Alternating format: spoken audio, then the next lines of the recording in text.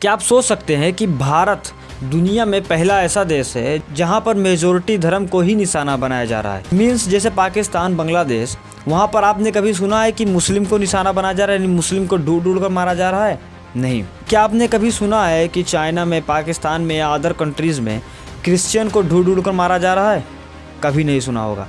लेकिन भारत दुनिया का ऐसा पहला देश है जहाँ पर उनके मेजॉरिटी धर्म, हिंदू धर्म को ही ढूंढ ढूंढ कर मारा जा रहा है। मतलब सिचुएशन इतनी बुरी हो गई है कि अपने देश में अपने ही आदमी खुद को सुरक्षित महसूस नहीं कर पा रहे हैं। जहां वो लोग सुकून की तलाश में गए थे, शांति की तलाश में गए थे, वहां पर उनको मार दिया गया।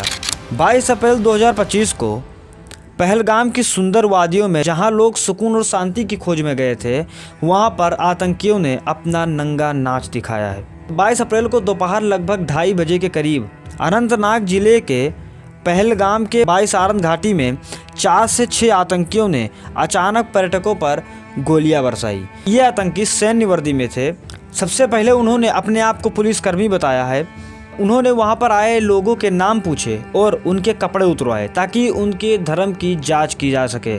अगर वो हिंदू निकलते हैं यानी नॉन मुस्लिम निकलते हैं तो उनको वहीं पर मार दिया जाता है। यानी हिंदू होना एक इतना बड़ा पाप हो गया है कि अगर आप हिंदू हो, पहले वो आपसे धर्म पूछेंगे, अगर आप हिंदू निकलते हो सूट। इस हमले में कम से कम 28 लोग मारे गए हैं और 20 लोग से ज़्यादा घायल हैं। मारे गए लोगों में भारतीय नौसेना के एक अधिकारी और खुफिया ब्यूरो के एक अधिकारी भी शामिल हैं। इस हमले की जिम्मेदारी द रेजिस्टेंस फ्रंट यानी कि TRF ने ली है, जो पाकिस्तान में स्थित लश्कर-ए-तैयबा का एक फ्रंट संगठन है। उन्होंने इस हमले को बाहरी लोगों के बसने के खिलाफ बताया है। हालांकि इसका सबसे बड़ा टारगेट था हिंदू, जिससे स्पष्ट होता है कि यह एक सांप्रदायिक और आतंकवादी कृत्य था। और जब यह हमला हुआ लगभग में 2:30 बजे के करीब, तब मोदी जी विदेश की यात्रा पर थे और जैसे ही उनको पता लगा है कि वहां पर हमला किया गया है आतंकवादियों द्वारा, तो तुरंत ही अमित शाह को वहां पर भेज दिया गया है। और मोदी जी ने अपने शब्दों में ये कहा है,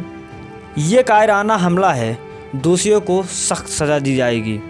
गृह मंत्री अमित शाह जी कहते हैं, हम इस हमले को मुंह तोड़ जवाब देंगे। अमेरिकी राष्ट्रपति डोनाल्ड ट्रंप ने कहा है कि अमेरिका भारत के साथ खड़ा है। रूसी राष्ट्रपति पुतिन ने कहा है, यह एक बर्बर अपराध है जिसे किसी भी सूरत में बर्दाश्त नहीं किया जाएगा। यह हमला फिर से दिखाता है कि पाकिस्तानी और उनके समर्थन में आतंकवादी किस हद तक गिर सकते हैं कि वहां पर जो लोग घूमने आए हैं उनको ही मार दिया गया है। पाकिस्तान अधिकृत POK एक आतंकवादियों का गढ़ बन चुका है। मेरा कहना यह है कि जब तक POK पर कोई सॉल्यूशन नहीं मिलेगा तब तक ऐसे हमले होते रहेंगे और जम्मू कश्मीर में कोई भी पर्यटक इंडियन सुरक्षित नहीं महसूस कर सकता है। अब समय आ गया है कि भारत को POK पर एक निर्णायक समाधान लेना चाहिए, क्योंकि अपने ही देश में जब लोग सुरक्षित महसूस नहीं करेंगे तो ये तो बहुत नीचता वाली बात हो गई है। हमें अपने देश के हर नागरिक को यह विश्वास दिलाना होगा कि वे अपने ही देश में सुरक्षित हैं। सोचिए, आज हम अपने ज़मीन पर, अपने ही देश में अपने ही लोग को खो रहे हैं, जो लोग सिर्फ सुकून की तलाश में पहलगाम गए हुए थे और उन्हें सिर्फ इसलिए मार दिया गया है क्योंकि वो एक हिंदू थे। क्या ये वही भारत है जहाँ सभी धर्म के लोग मिलजुल कर रहते हैं, लेकिन वहीं पर केवल हिंदुओं को ही क्यों मारा जाता है? ये एक बहुत बड़ा पॉइंट है।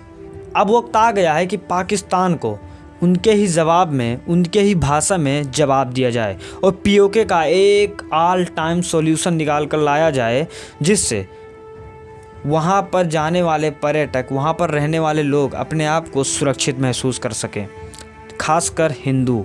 अगर इस न्यूज़ पर कोई और बड़ी खबर आती है तो मैं ज़रूर आपके साथ साझा करूँगा। तो मिलते हैं एक और बेहतरीन वीडियो के साथ, तब तक के लिए जय हिंद, जय भारत।